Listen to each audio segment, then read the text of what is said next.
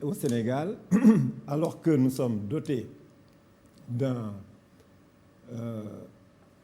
quelque chose de divin, à la limite, d'extraordinaire.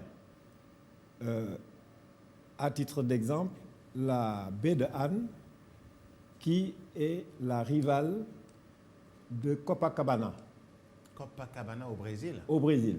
Ouais. La baie de Han. Parce que la baie de Han, on a tendance à voir ça juste à Han comme ça, mais il faut voir ça de manière circulaire jusqu'à Bargny. Mais on peut dire qu'elle était. Oui. Mais là, voilà. Elle ne l'est plus. J'aime bien la comparaison. Dites-nous, expliquez-nous la comparaison. Nous en avons fait une poubelle. Là où le Brésil... La Copacabana, ce n'est même plus l'entrée du Brésil, c'est presque l'entrée du monde. Il faut y aller. Si vous n'y allez pas, il y a quelque chose qui vous manque.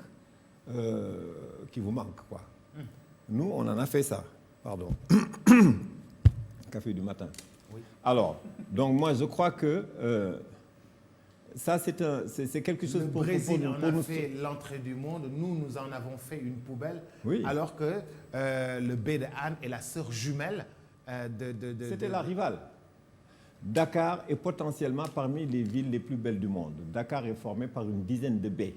Si vous voulez compter Yoff, Ngor, Almadies, Ouakam, Mermoz, Fann, Soumbédioune, Anse Bernard, Anne. Comptez? Oui. Ça, si vous cherchez ça dans le monde, ça, vous n'allez pas le retrouver. Donc, normalement, Dakar est dans une potentialité telle qu'il suffisait qu'on s'en occupe tout simplement, même si on ne construisait pas. Senghor l'a parfaitement compris. Les autres présidents n'en ont pas fait leur dada. Aujourd'hui, Dakar est devenu un entassement. Ce n'est pas une intelligence spatiale. Pas de trottoir. Quelqu'un a écrit Dakar. Et la ville, c'est l'ennemi du piéton, Dakar. Dakar est l'ennemi du piéton. Essayez de marcher dans Dakar. Vous êtes dans des circuits d'enfumage avec la fumée noire que tout le monde connaît, encadrés par des bâtiments à gauche, à droite. On ne fait pas attention à la manière dont on construit. Les vents qui balaient la pollution venant de l'océan, eh bien, sont bloqués par ces bâtiments. Et donc, du coup, on a chaud, la ville n'est pas régulée, etc. Donc, on a des atouts absolument incroyables. Mais ce qui est important, c'est qu'on peut ne pas comprendre. Alors nous, on voyage dans le monde, on a fait le tour du monde, on a été... Il n'y a pas un Sénégalais qui n'ait pas été où que ce soit dans le monde. Jusqu'en Australie, on les voit là-bas, sur la plage de Bondi ou des choses comme ça. Donc, on ne peut pas dire qu'on ne sait pas. On peut ne pas être attentif. Vous pouvez voir quelqu'un, il peut avoir de l'argent, il ne sait pas s'habiller. On voit vous habiller, on voit l'allure, etc. Le Sénégalais, il est comme ça. Sa ville doit être comme ça. Mais on ne peut pas comprendre le décalage qu'il y a entre le fait de faire le monde et souvent même de le diriger, ce monde. Le Sénégal a dirigé l'agriculture mondiale pendant 15 ans, Jacques Diouf. Le Sénégal a dirigé l'UNESCO, l'art, la culture, la science avec Mokhtar Mbow pendant 15 ans. L'athlétisme mondial, bon, dans les problèmes qu'on connaît pendant 15 ans. La francophonie, le foot, on a vu ce qui se passe à Liverpool. Le Sénégal, il est partout. Mais chez lui, écoutez, c'est une honte.